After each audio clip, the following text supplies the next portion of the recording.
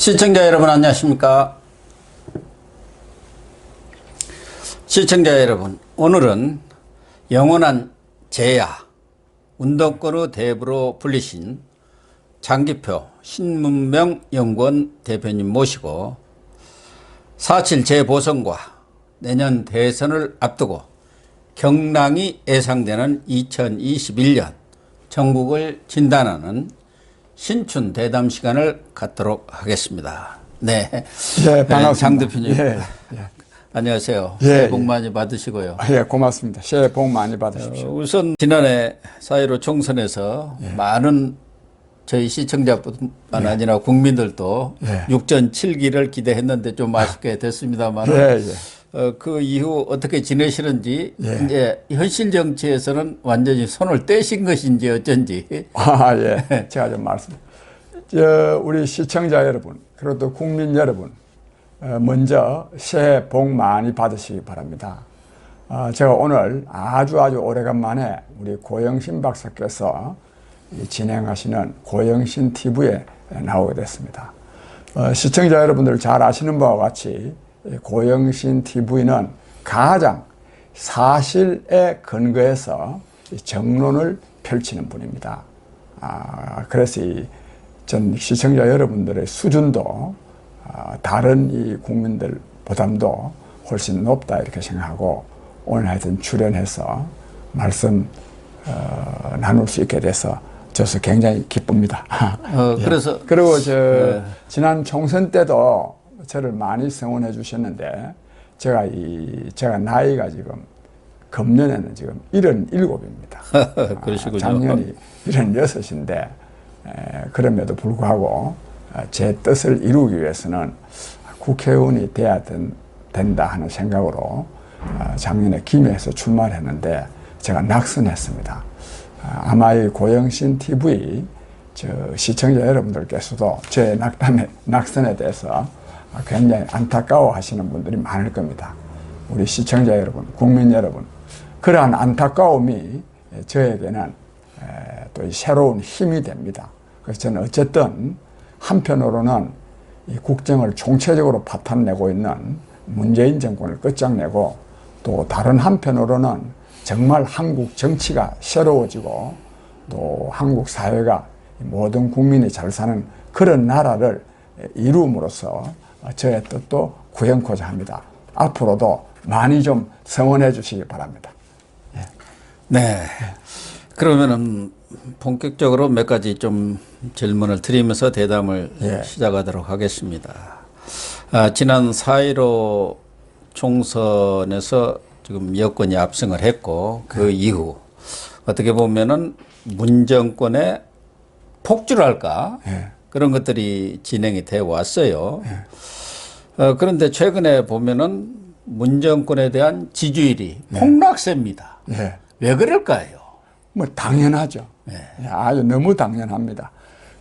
이미 이 경제는 파탄나고 또 안보는 실종되고 또 외교는 고립되고 이 교육은 붕괴되는 등 국정 이 총체적으로 파탄된 게 이미 한 2년 전부터입니다. 근데 이제 그동안에는 이걸 전부 다 코로나 탓으로 돌렸습니다. 그러면서 오히려 이 코로나에 잘 대응한다 그래가지고 K방역, 이 코리아가 아주 코로나 방역의 세계적인 모범입니다. 이거 가지고 대충 넘겨왔는데 이제는 이 코로나 방역도 이제는 안 통합니다. 이번에 그 헬스클럽 그 업주들이 반란을 일으킨 거 아니습니까? 그렇죠. 그래서 정부가 하루 만에 항복했습니다. 뭐 완전히 항복한 것은 아니지만 그래서 국민들이 굉장히 살기가 어렵기 때문에 문재인 정권에 대한 지지율이 굉장히 떨어지고 있습니다. 지금 오늘 아침 신문 보니까 한국갤럽이 비교적 좀 높게 나오는데도 긍정평가가 38%, 부정평가가 55%고요. 어제 리얼미터에서 조사한 거로는 긍정평가가 35%, 부정평가가 61.2%입니다. 60%를 넘었어요. 60%를 넘었습니다. 이게 중요한 문제입니다. 저는 그래서 앞으로 이 지지율이 이제 긍정평가 지지율이 30% 밑으로 떨어지면 밑으로 떨어지면 문재인 정권 내부에서요 분열 현상, 이탈 현상이 생깁니다. 그렇다면 이 정권이 끝납니다. 저는 그것이 문재인 정권이 저는 오래 가기가 어렵다. 저는 이렇게 보고 있습니다. 지금 이번에 미국의 의사당 점령 사태, 트럼프 팬덤들이 그러고 있지 않습니까? 그런 일을 벌이면서 민주주의 위기다, 대통령제의 위기다, 이런 얘기까지 나오는데 우리 많은 국민들은 미국 사태를 보면서 문재인 정권하고 비슷하네. 그쪽의 팬덤, 우리 문파, 뭐가 다른 게 있느냐. 그리고 대통령제의 그런 포퓰리스트들이 이렇게 집권하면서 결과적으로 보면은 민주주의도 붕괴되고 법치도 무너지고 이런 상황들이 이루어지고 있는 것 아닌가 그런 우려들이 지금 나오고 있어요. 그 굉장히 심각한 우려입니다. 사실 저도 저는 사실 그 토코빌이라는 사람, 토크빌이요. 프랑스의 사회학자인데 이 사람이 미국 민주주의라는 책을 썼어요. 그래서 사실 고전이 됐습니다. 그 미국이 어떻게 해서 이렇게나 민주주의가 정착하게 되느냐. 사실 미국은요, 미국 독립전쟁 1776년 아닙니까? 프랑스 혁명은 1789년이거든요. 미국 독립전쟁 자체가 우리 말하자면 이 대민주주의의 신장 발전에 엄청난 세계사적인 공헌을 한 겁니다. 근데 그런 걸 보고 토코빌이 쫙 조사를 했는데 왜 그러냐. 미국은 풀뿌리 민주주의가 아주 잘 돼 있었다는 겁니다. 그래서 사실 이 미국 민주주의는 정말 자랑스러운 나라입니다. 그런데 이번에 이 트럼프라는 사람이 나타나가지고 그 어떤 정말로 이 폭거보다도 심한 폭거를 의사당을 세상에 온 우리나라 아무리요 뭐 동물국회는 해도 그런 적은 없습니다. 사람이 5명 죽었어요. 경찰관 1명까지 해서. 5명 죽고 완전히 그냥 의장들, 국회의원들이 전부 다 도망을 딱 하고 이런 일이 있었는데 이 왜 그러냐? 방금 말씀하신 대로 이 팬덤 정치, 포퓰리즘에 기초한 이 팬덤 정치가 이렇게 된 겁니다. 뭐냐? 맹목적으로 자기 지지하는 사람을 지지하거든요. 제가 뭐 긴 시간 생략하고요. 미국에도 이 지금 트럼프의 팬덤 현상이 일어나는데 미국도 그 말도 못 합니다. 뭐 딥 스테이트네 해가지고 뭐 저 마귀가 말이요 배후에서 조종한다 하고 뭐 정말 가관입니다. 그런데 우리나라도요 이에 못지 않습니다. 이 이른바의 문바라는 사람들 아니십니까? 대깨문. 그게 문바가 대깨문. 대가리가 깨져도 문재인이다. 그게 말 됩니까 그게? 이런 사람들이 정치를 망치고 있고 실제로 지금 민주당 의원들이 지금 제 목소리를 못 내는 데는 이 문바들의 이 대깨문들의 그 댓글을 통한 협박, 말하자면 문자 폭력이죠. 이것 때문에 이것이 지금 한국 정치를 굉장히 왜곡, 저질화 시키고 있습니다. 굉장히 위험한 일입니다. 정말 국민 여러분, 그 나라 국민의 수준이 정치의 수준을 결정합니다.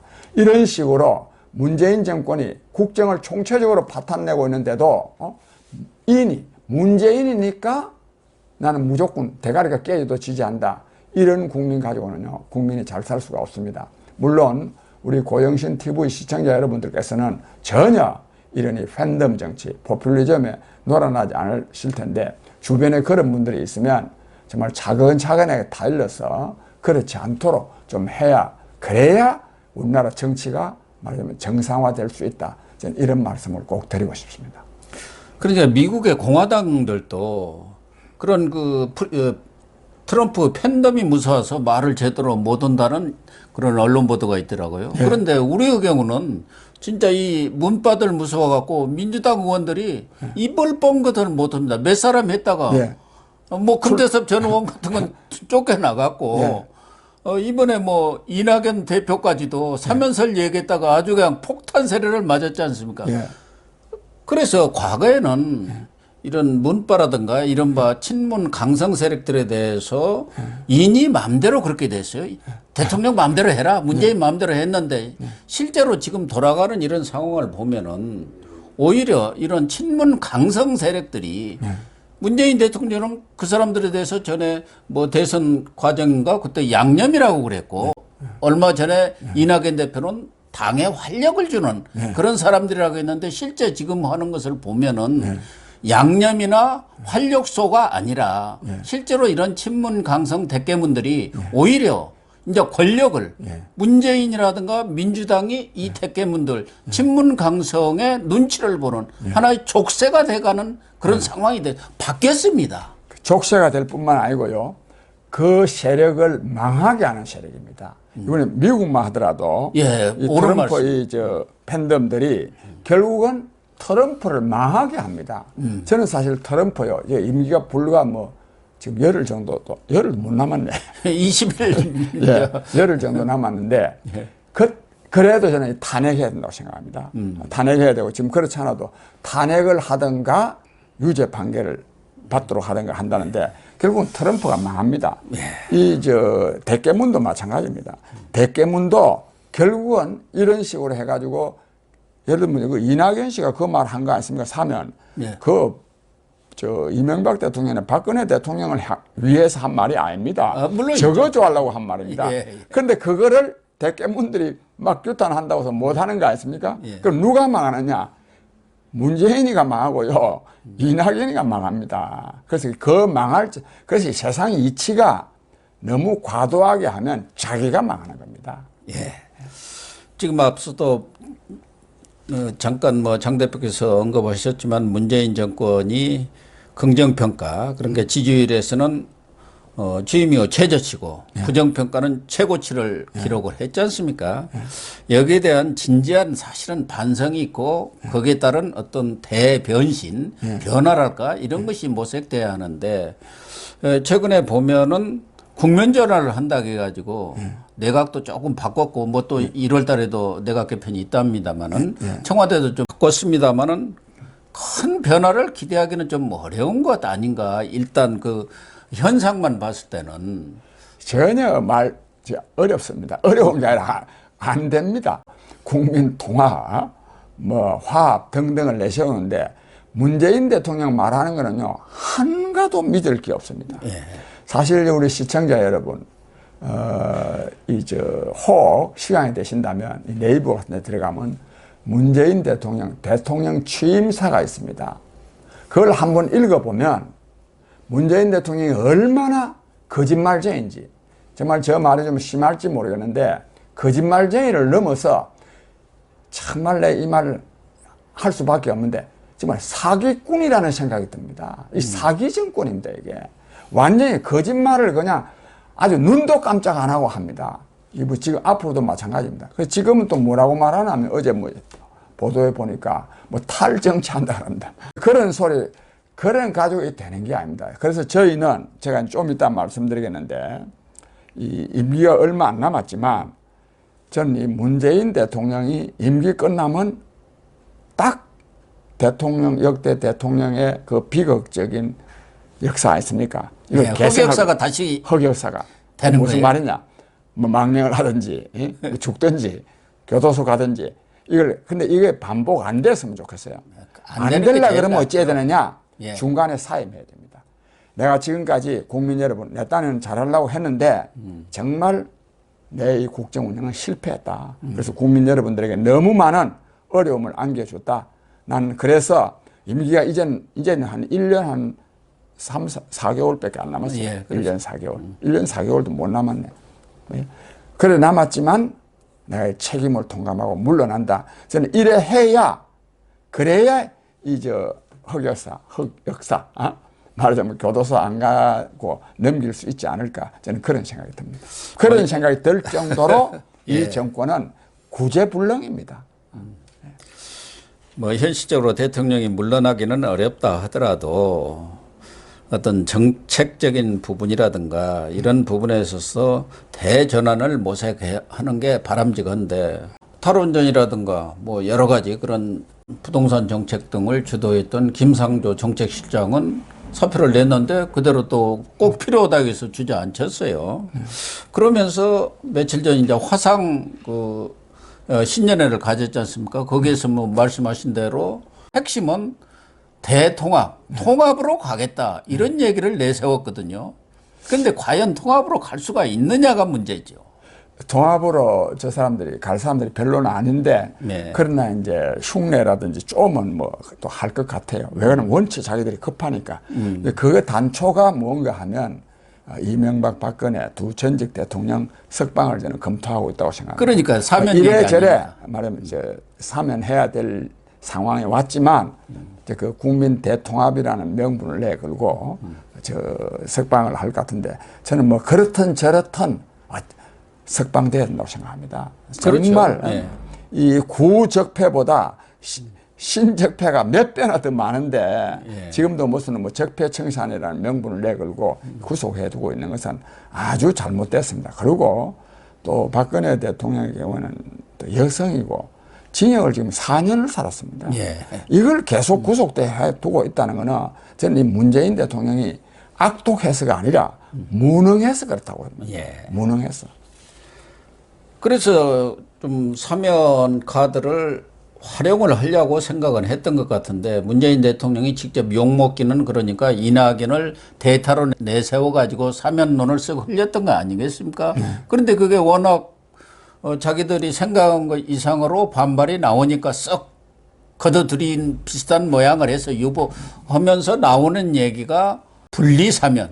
이게 박근혜 전 대통령은 그 국정농단이라는 죄를 졌고 또 이명박 전 대통령은 뇌물죄니까 성격도 다르고 또 형기 지금 감옥에 있는 그런 시간도 다르기 때문에 먼저 박근혜 전 대통령을 사면을 하고 이명박 전 대통령은 유보를 하겠다. 유보를 하되 형 집행정지 같은 것으로 좀 풀어줄 수도 있다. 이렇게 순차사면, 분리사면 이런 얘기를 꺼냈는데 그게 옳은 얘기인가요? 전혀 말도 안 되고요.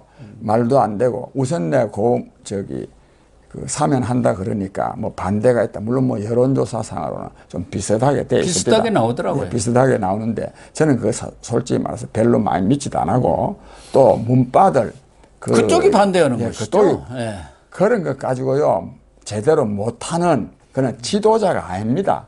예. 지난번도 아까 말씀하셨지만 그 문바들 웃기는 댓글들 보고 양념이라 한 사람 아니십니까? 이게 무슨 뭐 정치 지도자입니까? 완전히 그냥 아이고 건전한 댓글이라면 민주주의를 해서 얼마나 좋겠어요. 예. 그 악성 이른바 악성 댓글 쓰는데 그걸 양념이라 하는 이런 바보들이거든요. 그다음에 저는 뭐 박근혜 대통령하고 뭐 이명박 대통령하고 뭐 차이가 있다 하는데 그러나 박근혜 대통령도 스스로 물러나 버렸으면 탄핵도 안 되고 구속도 안 됩니다. 예. 저는 그걸 많이 주장했던 사람입니다. 많이. 그거는 나라를 위해서도 주장했지만 박근혜 대통령을 위해서도 그렇게 하라고 제가 많이 주장했던 사람인데 그건 그렇고요. 이명박 대통령 아니십니까? 저는 사실 그 뭐 사안 자체를 제가 다는 모르지만 이명박 대통령의 경우에 이명박 씨를 구속시키려고요 몇 분 했습니다. 그렇죠. 국정원 댓글 사건으로 했는데 잘 안 됐어요. 안 돼서. 원세훈만 잡아놓고. 예. 그다음에 그게 안 되니까 특활비를 또 더 텄는데 그것도 또 혐의가 잘 안 돼. 그러니까 결국은 또 뭐 이거 접어넣고 이거 넣고 이래가지고 억지로 구속시켰습니다. 예. 그렇지 않습니까? 만약에 이명박 대통령이 뭐 잘못한 게 분명히 있었다면 그 사람이 한 게 무슨 우리 같이 개인 집안에서 하는 게 아니고 국정을 운영하는데 잘못한 게 있었으면요. 그 무슨 뭐 억지로 몇 번이나 이래 해가지고 저 억지다 이 말이 나올 필요가 없잖아요. 예. 그 다음에 또 하나 저는 뭐 이명박 씨를 잘 모릅니다. 저는 또 이명박 대통령을 본래 지지한 사람도 아닙니다. 저는 보고 별로 저 마음에 지지한 사람이 아닌데 그러나 제가 이런 생각은 듭니다. 그 왜 22조짜리 그 왜 4대강 사업 아닙니까? 예. 거기에 22조 공사에 그 진짜 국책 사업 아닙니까? 거기에 만약에 돈을 1원이라도 먹었다면 반드시 그건 드러났습니다.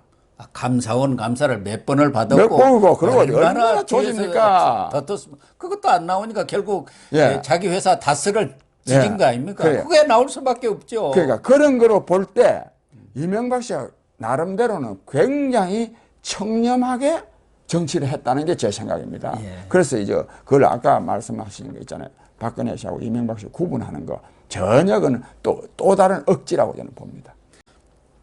또한 나는 지금 이 문재인 정권이 코로나라든가 부동산 여러 정책적인 측면에서도 K방역을 홍보다가 백신 후진국이 돼버렸고 부동산 정책은 뭐 24번인가 5번을 했는데도 불구하고 완전 실패로 돌아가서 지금 이 부동산 시장이 피폐하다시피 돼버린 건 아니겠습니까?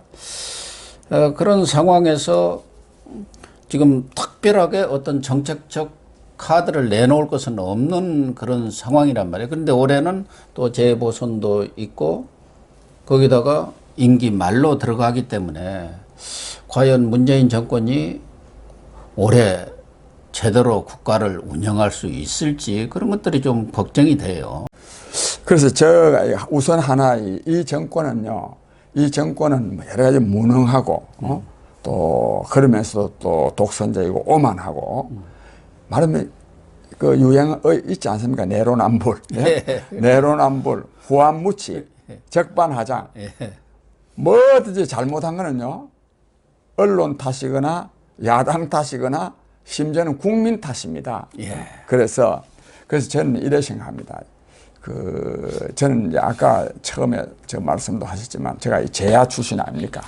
재야 출신으로서 이 국민의힘은 아무래도 이 제도 정당이기 때문에 좀 과격한 주장을 좀 하기가 좀 어렵습니다. 또 실제로 또 지금 김종인 씨가 또 비대위원장 맡아가지고 또 뭐 제대로 야당 역할도 못하는 면도 있고 해서 제가 홍준표 의원, 또 안철수 의원 대표, 뭐 등등 또 이재호 뭐 등 또 시민단체들 대표들 이래가지고 비상시국 연대를 우리가 조직했습니다. 비상시국 연대를 조직해서 모레 화요일 날 11시에 오후 2시에 청와대 앞에서 화요일 오후 청와대 앞에서 문재인 정권에게 문재인 정권의 실정 말하면 이 실패를 지적을 하고 10가지 중요 사항에 대해서 이거는 반드시 바꿔라. 또 수용하라. 예를 들자면은 뭐 공수처 문제라든지 또는 탈원전 정책이라든지 하는 이 10가지 또 부동산 또 임대차 3법 있지 않습니까? 소주성, 소득주도 성장 요새는 뭐 말은 좀 들어갔습니다. 그래도 역시 지금 그 기조를 유지하고 있으니까. 그런 10가지를 분명하게 이달 말까지 이걸 수용하라. 그렇지 아니하면 더 나아두면 이거 나라 망하게 생겼다. 우리는 국민과 함께 국민 저항권을 발동해서 문재인 정권 퇴진투쟁을 전개하겠다. 지금 이렇게 하고 있습니다. 그런데 왜 이래 하느냐 하면 아까도 말씀드렸듯이 이 정권은요 잘못을 인정하지 않습니다.